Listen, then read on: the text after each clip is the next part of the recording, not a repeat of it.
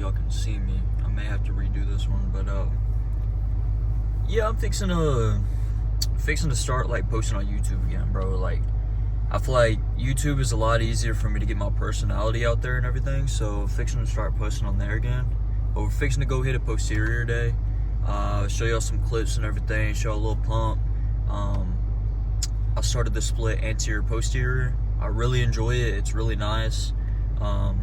There's a lot of pros and really not a lot of cons to it, so I'll explain a little bit more whenever I get there. But yeah, we're fixing to get there, get something started. Let's see y'all there.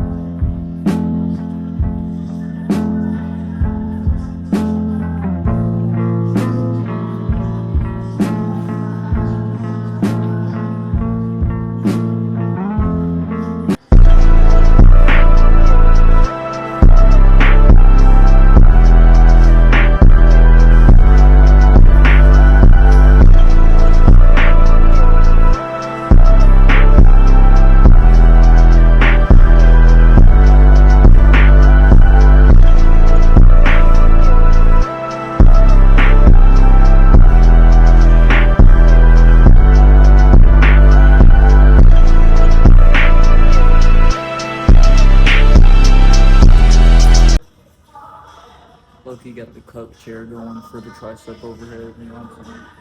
Passa, don't say that go. Passa, don't say that go. Passa, don't say that go.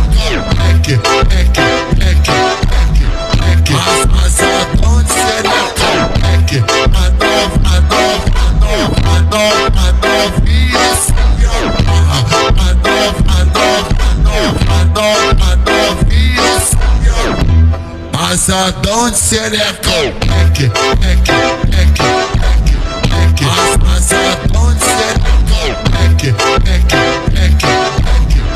Passa, don't say that go. Passa, don't say that go.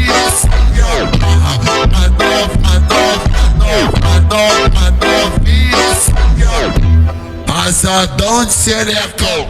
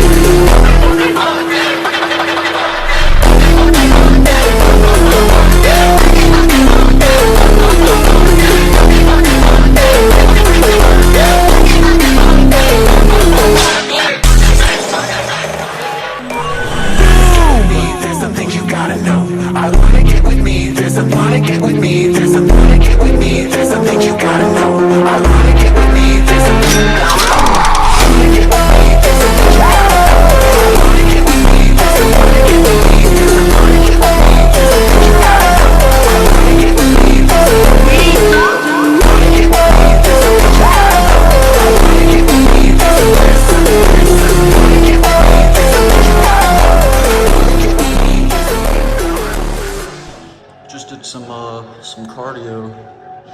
So it legs are freaking pumped, bro.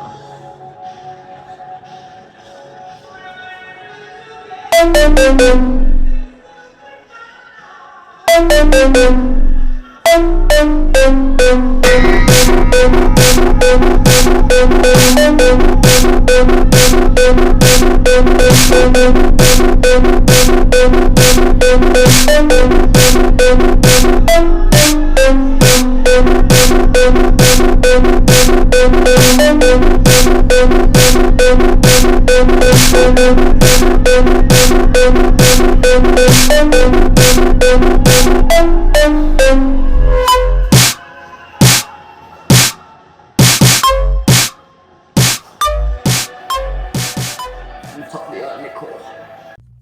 All right, we back in the car. I need to hurry home. Pretty much, I think I was gonna talk to y'all about like what I like more about like posterior and everything. Because I was doing upper lower for a little bit.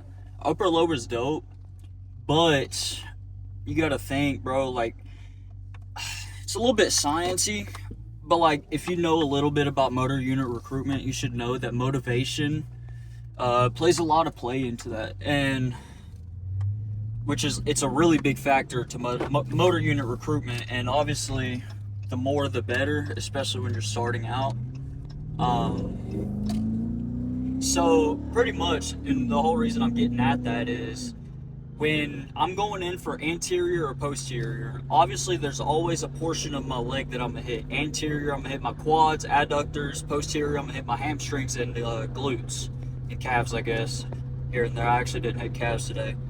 But if you're doing upper lower, it's a lot more exhausting to say, or for me personally, and you know, I might sound like a bitch or whatever, but it's a lot more exhausting for me to say, yeah, I'm fixing to go hit legs compared to anterior or posterior, because regardless of either anterior or posterior, I'm going in to hit a muscle group that I really like to hit, like back, triceps, or whether it be anterior, fucking chest and biceps. Either way, I'm going in to get one of those muscles that I really like to do. So the motor unit recruitment is high. And then, of course, quads are pretty easy to do. Bust out some heavy squats or just throw in some leg extensions. And then same with hamstrings, do some hamstring curls or hip thrusts if I'm doing like a glute focused. And basically with lower, it's just like, dang, bro, like I gotta go hit legs. Like the whole thing is kind of fatiguing in terms of just being really awake to do all that. Let me make sure this shit. Yeah. And that's why I kind of swung more towards anterior or posterior, is because I would rather go for like to where I'm gonna at least hit a muscle that I really enjoy hitting compared to just going straight for legs. And that's just kind of my whole point behind it. And it's optimal. I'm still working out 4 days a week, getting plenty of rest, and I'm progressively overloading almost every single week. So there's no point in swapping to a split that I like a little bit less, you know what I'm saying? With upper lower, it was a little bit harder for me to recover because it was easy for me to like do too many sets and build up too much fatigue on upper, especially when you're doing shoulders, triceps, and chest all in one workout. For me, it's just a lot easier to manage the load fatigue like ratio in that. So I mean, it just makes sense to me. If y'all would like a full breakdown on how I set up my anterior posterior, because there is a little math behind it, I will say, or not math, but like a little bit of, because you don't want to do the same workout every single time, or you want to have 2 set workouts so you can progressively overload that exercise. You don't want to just like always do random ass shit, because if you're doing that, then there's no way to really track your progress and make sure that you are progressively overloading and everything. Just to me, that's important. I think you should track your workouts so you can make sure you're making progress. Now, you don't want it to dictate your workout. Like, if I was to just hit the same amount of reps or just do 1 less rep than last time, obviously I'm not going to let that kill my whole vibe.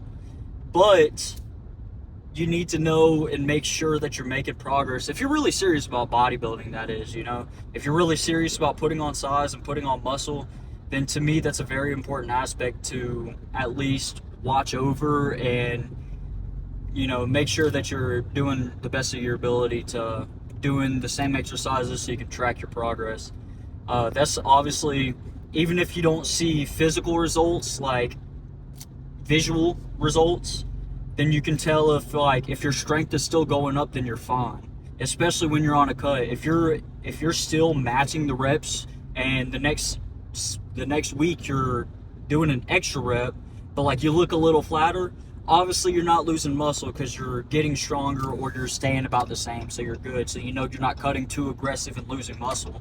To me, that's what makes sense. If I'm on a cut, that's when you should track the most, is when you're on a cut. Is because like you got to make sure you're keeping your muscle on there. You worked hard for that, so you need to make sure you're keeping that.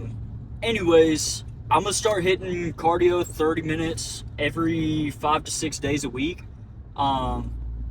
make sure I get as lean as possible. Right now, I'm probably around 15 to 16% body fat. The goal is 10 to 12. Really, single digit would be pretty badass. But anyways, I'm gonna edit this video up, get it posted. But you know, I gotta go in to work, so I'm about to go eat my breakfast and chop it up with the mamas. You know what I'm saying? But I'll see y'all in the next one.